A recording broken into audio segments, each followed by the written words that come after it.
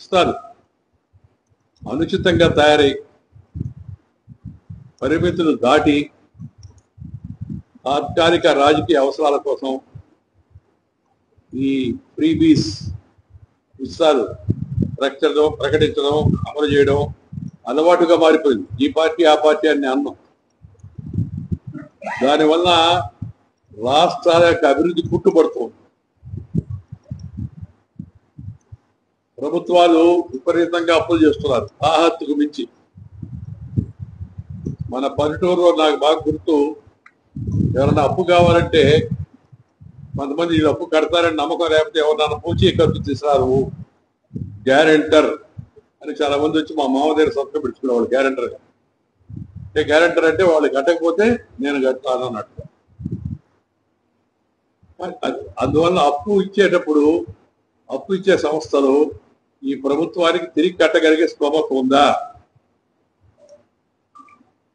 నేను అప్పు చేస్తాను, నేను విస్తరిస్తాను, నేను ఎలక్షన్లో ప్రయోజనం పొందుతాను, తర్వాత వచ్చే గవర్నమెంట్ వాళ్ళ కర్మ వాళ్ళది అన్న ధోరణి వాళ్ళ రాజకీయాల్లో కనపడుతుంది. రాజకీయ పార్టీలు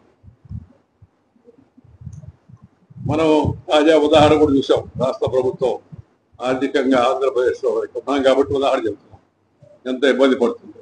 ఆ మధ్య ఆయన మన రేవంత్ రెడ్డి గారు కూడా తెలంగాణలో నేను 1వ తారీఖు జీతాలు ఇవ్వలేను, దయచేసి మీరు ఏమనుకోవద్దు, కోఆపరేట్ చేయండి, రాష్ట్రం ఇబ్బందుల్లో ఉంది అని కూడా ఆయన బహిరంగంగా చెప్పాడు.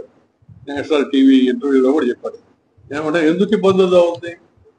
పరిమితులు దాటి శక్తిని మించి అప్పులు చేశారు కాబట్టి. ఆ అప్పులు కూడా ఏదైనా దీర్ఘకాలిక ప్రయోజనం కలిగించే ప్రాజెక్టుకో, ఇరిగేషన్ ప్రాజెక్టు, పవర్ ప్రాజెక్టు కొంత రిటర్న్స్ వస్తాయి. మళ్ళా అట్లా కాకుండా ఇలాంటి పథకాలు, జనాకర్షణ పథకాలు పెట్టేందుకు మేము ఇది ఉచితంగా ఇస్తాం, మేము మహిళలకి బస్సులో ఫ్రీగా ఇస్తాం, ఎవరన్నా వైకల్యం ఉన్నవాళ్ళు, అంగవైకల్యం ఉన్నవాళ్ళు, పూర్తిగా అనాథలుగా ఉన్నవాళ్ళు, అలాంటి వాళ్ళకి ఏదైనా ప్రభుత్వం ఉచితంగా ఇచ్చిందంటే మనం అర్థం చేసుకోవచ్చు. అందుకే నేను ఎప్పుడు చెప్తాను ప్రతి బహిరంగ సభలో కూడా, ప్రభుత్వము, చదువు, వైద్యం ఈ రెండింటికి తప్పితే ఇతర వాటికి ఏడికి ఉచితంగా ప్రభుత్వ డబ్బులు ఖర్చు పెట్టాలి. చదువు భవిష్యత్తుకి అది ఉపయోగపడేది.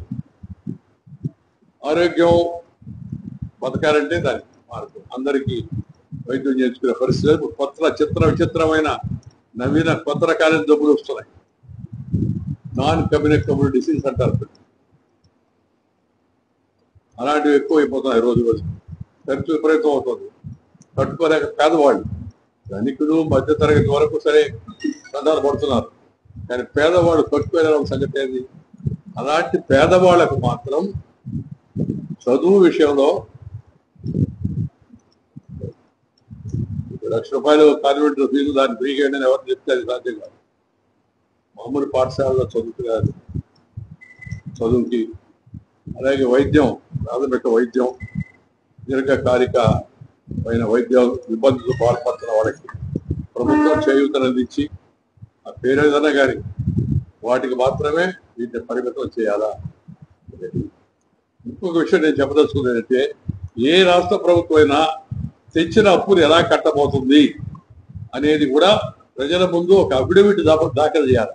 కోర్టులో కాదు, ప్రజల ముందు ఒక అఫిడవిట్.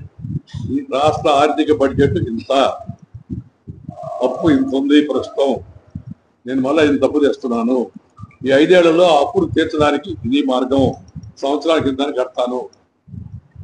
సొంతం కాదనుకోండి, ముఖ్యమంత్రి గారి కానీ మంత్రులు కానీ ఆర్థిక మంత్రి గారు ఆ ప్రణాళిక అసెంబ్లీ ముందు పెట్టి ఆమోదింపజేయాలి. అప్పు తెచ్చుకునే ముందు ఆర్థిక వ్యవస్థ చక్కబడుతుంది. నిదానంగా అయినా అభివృద్ధికి ప్రధానత. అభివృద్ధి ముఖ్యంగా నీటిపారుదల, సాగునీరు, తాగునీరు, రవాణా సౌకర్యం, రహదారి సౌకర్యం, అలాగే నేను ఇందాక చెప్పినట్టు ఈ ప్రాణాంతకమైన వ్యాధులు పేదవాళ్ళకి సంక్రమించినప్పుడు వాటిని ఆదుకోవడానికి వాటిపైన ఎక్కువ దృష్టి పెట్టాలి. ఇంగ్లీష్లో ఒక సామెత ఉంది, నేను ఎప్పుడు ఉపన్యాసాలు చెప్తుంటాను, తెలుగులో కూడా అదే సామెత. చేపను పట్టేది నేర్పించండి, చేపను ఉచితంగా ఇవ్వద్దు. మధ్యాహ్నం నువ్వు కొరమేనిస్తే సాయంత్రం నాకు బొచ్చి కావాలని అడుగుతాడు. ఎవడైనా అంతే, ఫ్రీగా ఇస్తాడు. వద్దంటారా? మీరు వద్దంటారా? చెప్తారు. ఎవరైనా వద్దంటారా? ఫ్రీగా ఇస్తామంటే ప్రజల్ని తీసుకోవద్దని మనం చెప్పలేము. దాంతోపాటు ప్రభుత్వాలు ఎందుకు కొద్దిగా ధైర్యంగా పోతున్నాయంటే సాయంత్రం వల్ల ప్రభుత్వానికి వెనక్కి వస్తుంది కాబట్టి. ఉచితాలు ఎక్కువ అవడం వల్ల ఉదయం ఉచితం, సాయంత్రం అనుచితానికి మళ్ళా ఏం చెప్తాను మీకు అందరికీ అర్థం